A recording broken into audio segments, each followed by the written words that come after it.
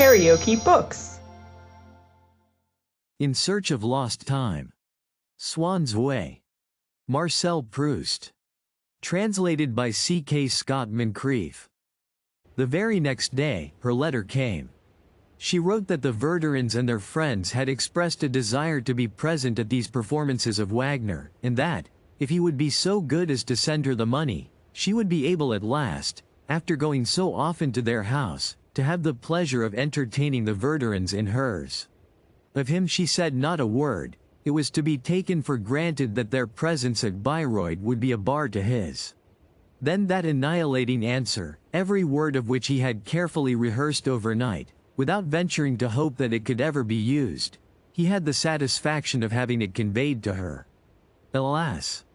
He felt only too certain that with the money which she had, or could easily procure, she would be able, all the same, to take a house at Bayreuth, since she wished to do so. She was incapable of distinguishing between Bach and Clapison.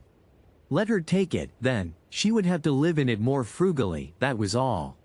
No means, as there would have been if he had replied by sending her several thousand-franc notes, of organizing, each evening, in her hired castle, those exquisite little suppers, after which she might perhaps be seized by the whim, which, it was possible, had never yet seized her, of falling into the arms of Forcheville. At any rate, this loathsome expedition, it would not be Swann who had to pay for it. Ah! If he could only manage to prevent it, if she could sprain her ankle before starting, if the driver of the carriage which was to take her to the station would consent, no matter how great the bribe, to smuggle her to some place where she could be kept for a time in seclusion, that perfidious woman, her eyes tinselled with a smile of complicity for Forcheville, which was what Odette had become for Swann in the last 48 hours. But she was never that for very long. After a few days the shining, crafty eyes lost their brightness and their duplicity, that picture of an execrable Odette saying to Forcheville, "Look at him storming," began to grow pale and to dissolve. Then gradually reappeared and rose before him, softly radiant, the face of the other Odette, of that Odette who also turned with a smile to Forcheville, but with a smile in which there was nothing but affection for Swann, when she said, "You mustn't stay long, for this gentleman doesn't much like my having visitors when he's here." Oh! If you only knew the creature as I know him, that same smile with which she used to thank Swann for some instance of his courtesy which she prized so highly, for some advice for which she had asked him in one of those grave crises in her life, when she could turn to him alone. Then, to this other Odette, he would ask himself what could have induced him to write that outrageous letter, of which, probably, until then, she had never supposed him capable, a letter which must have lowered him from the high, from the supreme place which, by his generosity, by his loyalty, he had won for himself in her esteem.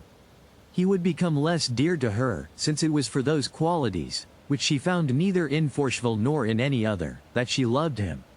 It was for them that Odette so often showed him a reciprocal kindness, which counted for less than nothing in his moments of jealousy, because it was not a sign of reciprocal desire, was indeed a proof rather of affection than of love,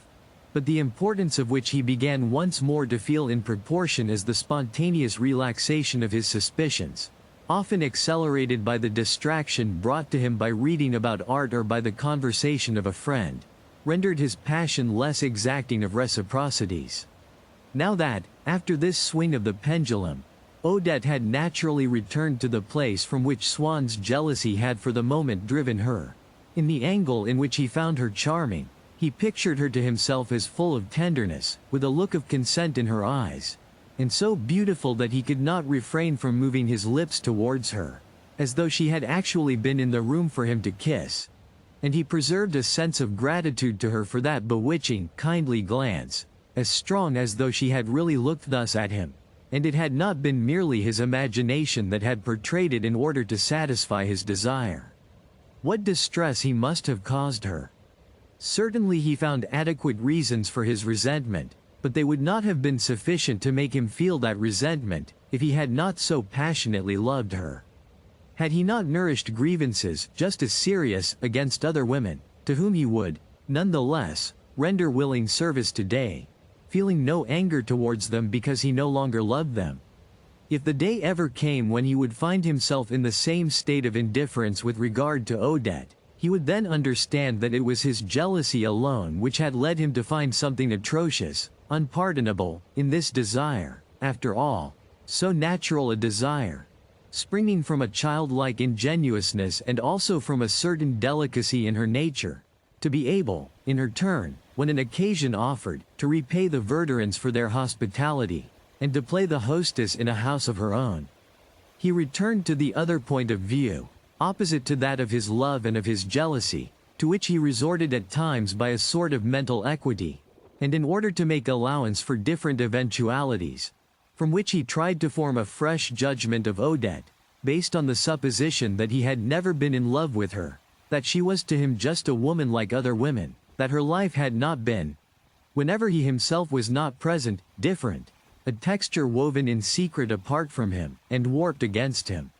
Wherefore believed that she would enjoy down there with Forcheville or with other men intoxicating pleasures which she had never known with him, and which his jealousy alone had fabricated in all their elements. At Bayreuth, as in Paris, if it should happen that Forcheville thought of him at all, it would only be as of someone who counted for a great deal in the life of Odette, someone for whom he was obliged to make way, when they met in her house. If Forcheville and she scored a triumph by being down there together in spite of him, it was he who had engineered that triumph by striving in vain to prevent her from going there, whereas if he had approved of her plan, which for that matter was quite defensible, she would have had the appearance of being there by his counsel, she would have felt herself sent there, housed there by him, and for the pleasure which she derived from entertaining those people who had so often entertained her, it was to him that she would have had to acknowledge her indebtedness. And if, instead of letting her go off thus, at cross purposes with him, without having seen him again, he were to send her this money, if he were to encourage her to take this journey, and to go out of his way to make it comfortable and pleasant for her, she would come running to him, happy, grateful, and he would have the joy, the sight of her face, which he had not known for nearly a week, a joy which none other could replace. For the moment that Swann was able to form a picture of her without revulsion, that he could see once again the friendliness in her smile, and that the desire to tear her away from every rival was no longer imposed by his jealousy upon his love, that love once again became, more than anything, a taste for the sensations which Odette's person gave him, for the pleasure which he found in admiring, as one might a spectacle, or in questioning, as one might a phenomenon, the birth of one of her glances, the formation of one of her smiles, the utterance of an intonation of her voice. And this pleasure, different from every other, had in the end created in him a need of her, which she alone, by her presence or by her letters, could assuage, almost as disinterested, almost as artistic, as perverse as another need which characterized this new period in Swann's life, when the sereneness, the depression of the preceding years had been followed by a sort of spiritual superabundance, without his knowing to what he owed this unlooked-for enrichment of his life, any more than a person in delicate health who from a certain moment grows stronger, puts on flesh, and seems for a time to be on the road to a complete recovery. This other need, which, too, developed in him independently of the visible, material world, was the need to listen to music and to learn to know it. And so, by the chemical process of his malady, after he had created jealousy out of his love, he began again to generate tenderness, pity for Odette. She had become once more the old Odette, charming and kind. He was full of remorse for having treated her harshly. He wished her to come to him, and, before she came, he wished to have already procured for her some pleasure, so as to watch her gratitude taking shape in her face and molding her smile. So, too, Odette, certain of seeing him come to her in a few days, as tender and submissive as before, and plead with her for a reconciliation, became inert, was no longer afraid of displeasing him, or even of making him angry, and refused him, whenever it suited her, the favors by which he set most store. Perhaps she did not realize how sincere he had been with her during their quarrel, when he had told her that he would not send her any money, but would do what he could to hurt her. Perhaps she did not realize, either, how sincere he still was, if not with her, at any rate with himself, on other occasions when, for the sake of their future relations, to show Odette that he was capable of doing without her, that a rupture was still possible between them, he decided to wait some time before going to see her again. Sometimes several days had elapsed, during which she had caused him no fresh anxiety, and as, from the next few visits which he would pay her, he knew that he was likely to derive not any great pleasure, but, more probably, some annoyance which would put an end to the state of calm in which he found himself, he wrote to her that he was very busy, and would not be able to see her on any of the days that he had suggested. Meanwhile, a letter from her, crossing his, asked him to postpone one of those very meetings.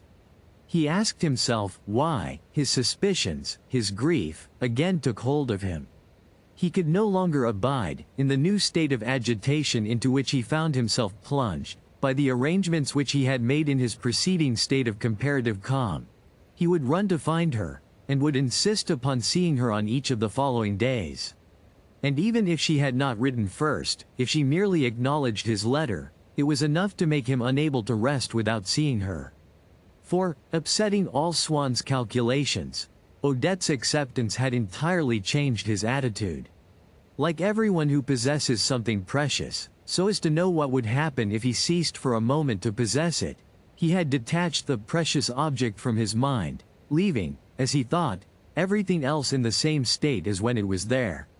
But the absence of one part from a whole is not only that, it is not simply a partial omission, it is a disturbance of all the other parts, a new state which it was impossible to foresee from the old. But at other times, when Odette was on the point of going away for a holiday, it was after some trifling quarrel for which he had chosen the pretext, that he decided not to write to her and not to see her until her return, giving the appearance, and expecting the reward, of a serious rupture, which she would perhaps regard as final, to a separation, the greater part of which was inevitable, since she was going away, which, in fact, he was merely allowing to start a little sooner than it must. At once he could imagine Odette, puzzled, anxious, distressed at having received neither visit nor letter from him, and this picture of her, by calming his jealousy, made it easy for him to break himself of the habit of seeing her. At odd moments, no doubt, in the furthest recesses of his brain, where his determination had thrust it away, and thanks to the length of the interval, the 3 weeks' separation to which he had agreed, it was with pleasure that he would consider the idea that he would see Odette again on her return. But it was also with so little impatience that he began to ask himself whether he would not readily consent to the doubling of the period of so easy an abstinence. It had lasted, so far, but 3 days, a much shorter time than he had often, before, passed without seeing Odette, and without having, as on this occasion he had, premeditated a separation. And yet, there and then, some tiny trace of contrariety in his mind, or of weakness in his body, by inciting him to regard the present as an exceptional moment, one not to be governed by the rules, one in which prudence itself would allow him to take advantage of the soothing effects of a pleasure and to give his will, until the time should come when its efforts might serve any purpose, a holiday, suspended the action of his will, which ceased to exert its inhibitive control, or, without that even, the thought of some information for which he had forgotten to ask Odette, such as if she had decided in what color she would have her carriage repainted, or, with regard to some investment, whether they were ordinary or preference shares that she wished him to buy. For it was all very well to show her that he could live without seeing her, but if, after that, the carriage had to be painted over again, if the shares produced no dividend, a fine lot of good he would have done, and suddenly, like a stretched piece of elastic which is let go, or the air in a pneumatic machine which is ripped open, the idea of seeing her again, from the remote point in time to which it had been attached, it sprang back thus without meeting any further resistance, so irresistible, in fact, that Swann had been far less unhappy in watching the end gradually approaching, day by day, of the fortnight which he must spend apart from Odette, than he was when kept waiting 10 minutes while his coachman brought round the carriage which was to take him to her, minutes which he passed in transports of impatience and joy, in which he recaptured 1,000 times over, to lavish on it all the wealth of his affection, that idea of his meeting with Odette, which, by so abrupt a repercussion, at a moment when he supposed it so remote, was once more present and on the very surface of his consciousness. The fact was that this idea no longer found, as an obstacle in its course, the desire to contrive without further delay to resist its coming, which had ceased to have any place in Swann's mind since, having proved to himself, or so, at least, he believed, that he was so easily capable of resisting it, he no longer saw any inconvenience in postponing a plan of separation which he was now certain of being able to put into operation whenever he would. Furthermore, this idea of seeing her again came back to him adorned with a novelty, a seductiveness, armed with a virulence, all of which long habit had enfeebled, but which had acquired new vigor during this privation, not of 3 days but of a fortnight, for a period of abstinence may be calculated, by anticipation, as having lasted already until the final date assigned to it, and had converted what had been, until then, a pleasure in store, which could easily be sacrificed, into an unlooked-for happiness which he was powerless to resist. Finally, the idea returned to him with its beauty enhanced by his own ignorance of what Odette might have thought, might, perhaps, have done on finding that he showed no sign of life, with the result that he was going now to meet with the entrancing revelation of an Odette almost unknown. But she, just as she had supposed that his refusal to send her money was only a feint, saw nothing but a pretext in the question which he came, now, to ask her, about the repainting of her carriage, or the purchase of stock. For she could not reconstruct the several phases of these crises through which he passed, and in the general idea which she formed of them she made no attempt to understand their mechanism, looking only to what she knew beforehand, their necessary, never failing and always identical termination. An imperfect idea, though possibly all the more profound in consequence, if one were to judge it from the point of view of Swann, who would doubtless have considered that Odette failed to understand him, just as a morphinomaniac or a consumptive, each persuaded that he has been thrown back, one by some outside event, at the moment when he was just going to shake himself free from his inveterate habit, the other by an accidental indisposition at the moment when he was just going to be finally cured, feels himself to be misunderstood by the doctor who does not attach the same importance to these pretended contingencies, mere disguises, according to him, assumed, so as to be perceptible by his patients, by the vice of one and the morbid state of the other, which in reality have never ceased to weigh heavily and incurably upon them while they were nursing their dreams of normality and health. And, as a matter of fact, Swann's love had reached that stage at which the physician and, in the case of certain affections, the boldest of surgeons ask themselves whether to deprive a patient of his vice or to rid him of his malady is still reasonable, or indeed possible. Certainly, of the extent of this love Swann had no direct knowledge. When he sought to measure it, it happened sometimes that he found it diminished, shrunken almost to nothing. For instance, the very moderate liking, amounting almost to dislike, which, in the days before he was in love with Odette, he had felt for her expressive features, her faded complexion, returned on certain days. Really, I am making distinct headway, he would tell himself on the morrow. When I come to think it over carefully, I find out that I got hardly any pleasure, last night, out of being in bed with her. It's an odd thing, but I actually thought her ugly. And certainly he was sincere, but his love extended a long way beyond the province of physical desire. Odette's person, indeed, no longer held any great place in it. When his eyes fell upon the photograph of Odette on his table, or when she came to see him, he had difficulty in identifying her face, either in the flesh or on the pasteboard, with the painful and continuous anxiety which dwelt in his mind. He would say to himself, almost with astonishment, "It is she." As when suddenly someone shows us in a detached, externalized form one of our own maladies, and we find in it no resemblance to what we are suffering. He tried to ask himself what that meant, for it is something like love, like death, rather than like those vague conceptions of maladies, a thing which one repeatedly calls in question, in order to make oneself probe further into it, in the fear that the question will find no answer, that the substance will escape our grasp, the mystery of personality. And this malady, which was Swann's love, had so far multiplied, was so closely interwoven with all his habits, with all his actions, with his thoughts, his health, his sleep, his life, even with what he hoped for after his death, was so entirely one with him that it would have been impossible to wrest it away without almost entirely destroying him. As surgeons say, his case was past operation.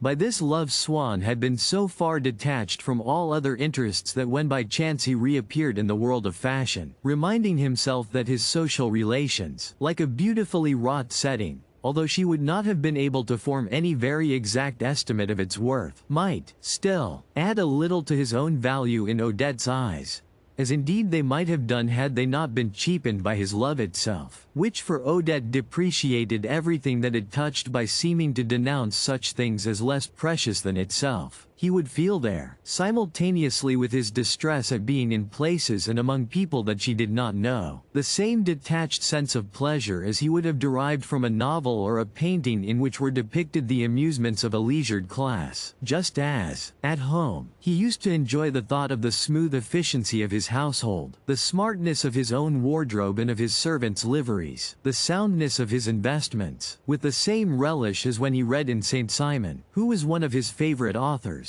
of the machinery of daily life at Versailles, de Maintenon ate and drank, or the shrewd avarice and great pomp of Lully. And in the small extent to which this detachment was not absolute, the reason for this new pleasure which Swann was tasting was that he could emigrate for a moment into those few and distant parts of himself which had remained almost foreign to his love and to his pain. In this respect the personality, with which my great-aunt endowed him, of young Swann, as distinct from the more individual personality of Charles Swann, was that in which he now most delighted. Once when, because it was the birthday of the Princess de Parme, and because she could often be of use, indirectly, to Odette, by letting her have seats for galas and jubilees and all that sort of thing, he had decided to send her a basket of fruit, and was not quite sure where or how to order it. He had entrusted the task to a cousin of his mother who, delighted to be doing a commission for him, had written to him, laying stress on the fact that she had not chosen all the fruit at the same place, but the grapes from Crapote, whose speciality they were, the strawberries from Yaouré, the pears from Chevette, who always had the best, and soon, every fruit visited and examined, one, by myself. And in the sequel, by the cordiality with which the princess thanked him, he had been able to judge of the flavor of the strawberries and of the ripeness of the pears. But, most of all, that, every fruit visited and examined one, by myself, had brought balm to his sufferings by carrying his mind off to a region which he rarely visited, although it was his by right, as the heir of a rich and respectable middle-class family in which had been handed down from generation to generation the knowledge of the right places, and the art of ordering things from shops. Of a truth, he had too long forgotten that he was young Swann, not to feel, when he assumed that part again for a moment, a keener pleasure than he was capable of feeling at other times, when, indeed, he was grown sick of pleasure, and if the friendliness of the middle-class people, for whom he had never been anything else than young Swann, was less animated than that of the aristocrats, though more flattering, for all that, since in the middle-class mind friendship is inseparable from respect, no letter from a royal personage, offering him some princely entertainment, could ever be so attractive to Swann as the letter which asked him to be a witness, or merely to be present at a wedding in the family of some old friends of his parents, some of whom had kept up with him, like my grandfather, who, the year before these events, had invited him to my mother's wedding, while others barely knew him by sight, but were, they thought, in duty bound to show civility to the son, Swann. But, by virtue of his intimacy, already time-honored, with so many of them, the people of fashion, in a certain sense, were also a part of his house, his service, and his family. He felt, when his mind dwelt upon his brilliant connections, the same external support, the same solid comfort as when he looked at the fine estate, the fine silver, the fine table linen which had come down to him from his forebears. And the thought that, if he were seized by a sudden illness and confined to the house, the people whom his valet would instinctively run to find would be the Duc de Chartres, the Prince de Reuss, the Duc de Luxembourg and the Baron de Charles, brought him the same consolation as our old Françoise derived from the knowledge that she would, one day, be buried in her own fine clothes, marked with her name, not darned at all, are so exquisitely darned that it merely enhanced one's idea of the skill and patience of the seamstress, a shroud from the constant image of which in her mind's eye she drew a certain satisfactory sense, if not actually of wealth and prosperity, at any rate of self-esteem. But most of all, since in every one of his actions and thoughts which had reference to Odette, Swann was constantly subdued and swayed by the unconfessed feeling that he was, perhaps not less dear, but at least less welcome to her than anyone, even the most wearisome of the Verdurins, faithful, when he betook himself to a world in which he was the paramount example of taste, a man whom no pains were spared to attract, whom people were genuinely sorry not to see. He began once again to believe in the existence of a happier life, almost to feel an appetite for it, as an invalid may feel who has been in bed for months and on a strict diet, when he picks up a newspaper and reads the account of an official banquet or the advertisement of a cruise round Sicily. If he was obliged to make excuses to his fashionable friends for not paying them visits, it was precisely for the visits that he did pay her that he sought to excuse himself to Odette. He still paid them, asking himself at the end of each month whether, seeing that he had perhaps exhausted her patience, and had certainly gone rather often to see her, it would be enough if he sent her 4,000 francs, and for each visit he found a pretext, a present that he had to bring her, some information which she required. M. de Charles, whom he had met actually going to her house, and who had insisted upon Swann's accompanying him. And, failing any excuse, he would beg M. de Charles to go to her at once, and to tell her, as though spontaneously, in the course of conversation, that he had just remembered something that he had to say to Swann, and would she please send a message to Swann's house asking him to come to her then and there. But as a rule Swann waited at home in vain, and M. de Charles informed him, later in the evening, that his device had not proved successful. With the result that, if she was now frequently away from Paris, even when she was there he scarcely saw her. That she who, when she was in love with him, used to say, "I am always free," and, "What can it matter to me, what other people think?" now, whenever he wanted to see her, appealed to the proprieties or pleaded some engagement. When he spoke of going to a charity entertainment or a private view, or a first night at which she was to be present, she would expostulate that he wished to advertise their relations in public, that he was treating her like a woman off the streets. Things came to such a pitch that, in an effort to save himself from being altogether forbidden to meet her anywhere, Swann, remembering that she knew and was deeply attached to my great-uncle Adolphe, whose friend he himself also had been, went one day to see him in his little flat in the Rue de Bellechasse, to ask him to use his influence with Odette. As it happened, she invariably adopted, when she spoke to Swann about my uncle, a poetical tone, saying, "Ah, he is not in the least like you. It is an exquisite thing, a great, a beautiful thing, his friendship for me. He's not the sort of man who would have so little consideration for me as to let himself be seen with me everywhere in public." This was embarrassing for Swann, who did not know quite to what rhetorical pitch he should screw himself up in speaking of Odette to my uncle. He began by alluding to her excellence, a priori, the axiom of her seraphic superhumanity, the revelation of her inexpressible virtues, no conception of which could possibly be formed. "I should like to speak to you about her," he went on, "you, who know what a woman supreme above all women, what an adorable being, what an angel Odette is. But you know, also, what life is in Paris. Everyone doesn't see Odette in the light in which you and I have been privileged to see her. And so there are people who think that I am behaving rather foolishly. She won't even allow me to meet her out of doors, at the theater. Now you, in whom she has such enormous confidence, couldn't you say a few words for me to her? Just to assure her that she exaggerates the harm which my bowing to her in the street might do her?" My uncle advised Swann not to see Odette for some days, after which she would love him all the more. He advised Odette to let Swann meet her everywhere, and as often as he pleased. A few days later Odette told Swann that she had just had a rude awakening. She had discovered that my uncle was the same as other men. He had tried to take her by assault. She calmed Swann, who, at first, was for rushing out to challenge my uncle to a duel, but he refused to shake hands with him when they met again. He regretted this rupture all the more because he had hoped, if he had met my Uncle Adolphe again sometimes and had contrived to talk things over with him in strict confidence, to be able to get him to throw a light on certain rumors with regard to the life that Odette had led, in the old days, at Nice. For my Uncle Adolphe used to spend the winter there, and Swann thought that it might indeed have been there, perhaps, that he had first known Odette.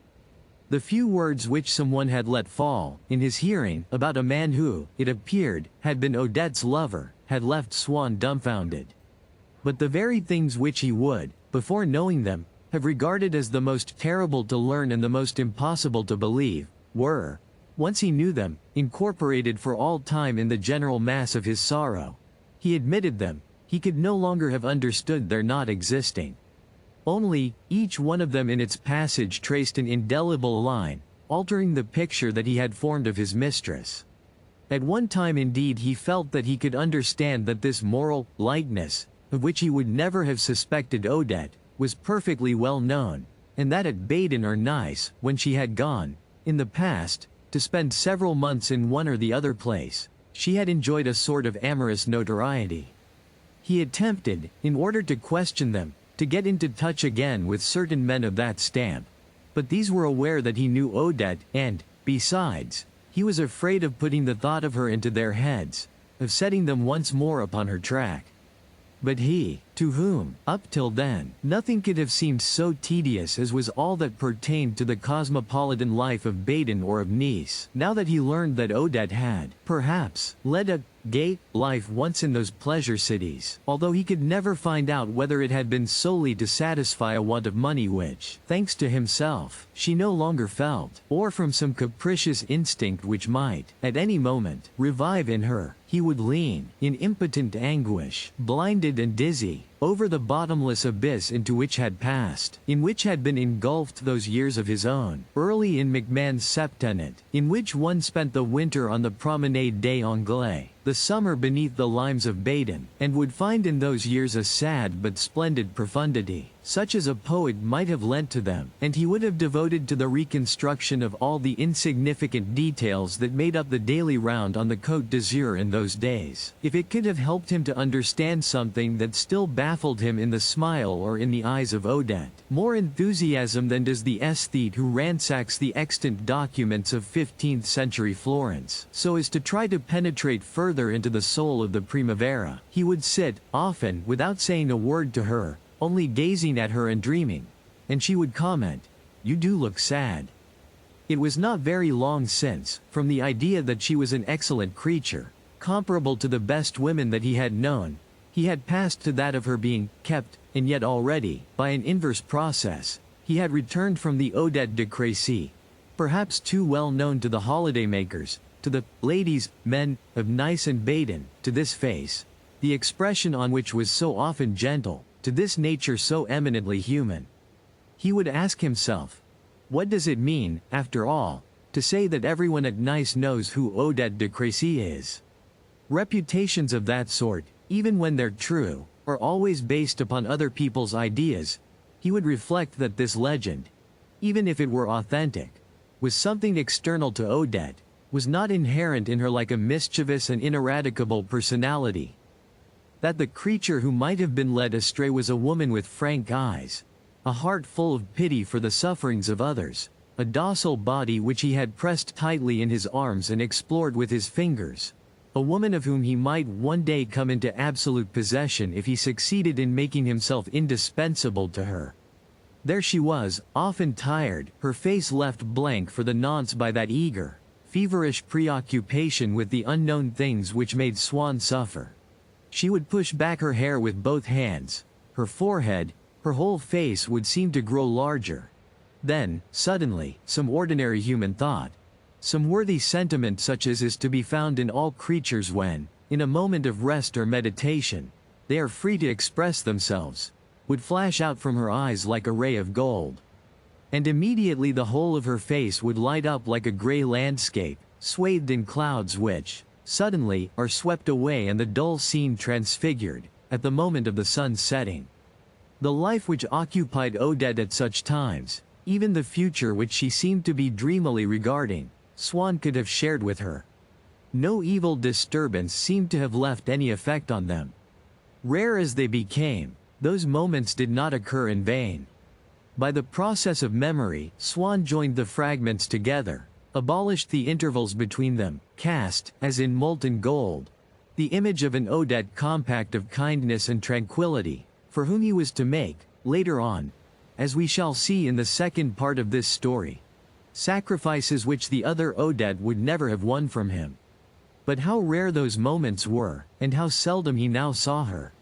Even in regard to their evening meetings, she would never tell him until the last minute whether she would be able to see him, for, reckoning on his being always free, she wished first to be certain that no one else would offer to come to her. She would plead that she was obliged to wait for an answer which was of the very greatest importance, and if, even after she had made Swann come to her house, any of her friends asked her, halfway through the evening, to join them at some theater, or at supper afterwards, she would jump for joy and dress herself with all speed. As her toilet progressed, every movement that she made brought Swann nearer to the moment when he would have to part from her, when she would fly off with irresistible force. And when at length she was ready, and, plunging into her mirror a last glance strained and brightened by her anxiety to look well, smeared a little salve on her lips, fixed a stray loci of hair over her brow, and called for her cloak of sky-blue silk with golden tassels, Swann would be looking so wretched that she would be unable to restrain a gesture of impatience as she flung at him.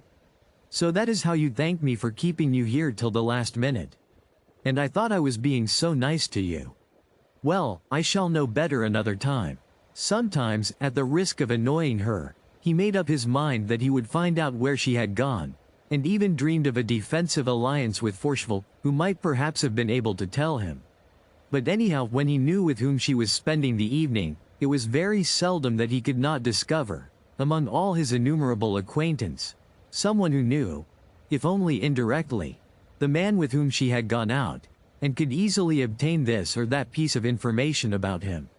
And while he was writing to one of his friends, asking him to try to get a little light thrown upon some point or other, he would feel a sense of relief on ceasing to vex himself with questions to which there was no answer and transferring to someone else the strain of interrogation. It is true that Swann was little the wiser for such information as he did receive. To know a thing does not enable us, always, to prevent its happening, but after all the things that we know we do hold, if not in our hands, at any rate in our minds, where we can dispose of them as we choose, which gives us the illusion of a sort of power to control them. He was quite happy whenever M. de Charles was with Odette. He knew that between M. de Charles and her nothing untoward could ever happen, that when M. de Charles went anywhere with her, it was out of friendship for himself, and that he would make no difficulty about telling him everything that she had done.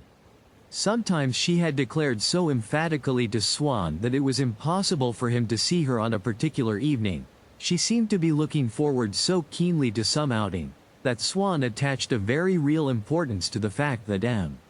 de Charles was free to accompany her. Next day, without daring to put many questions to M. de Charles, he would force him, by appearing not quite to understand his first answers, to give him more, after each of which he would feel himself increasingly relieved, for he very soon learned that Odette had spent her evening in the most innocent of dissipations.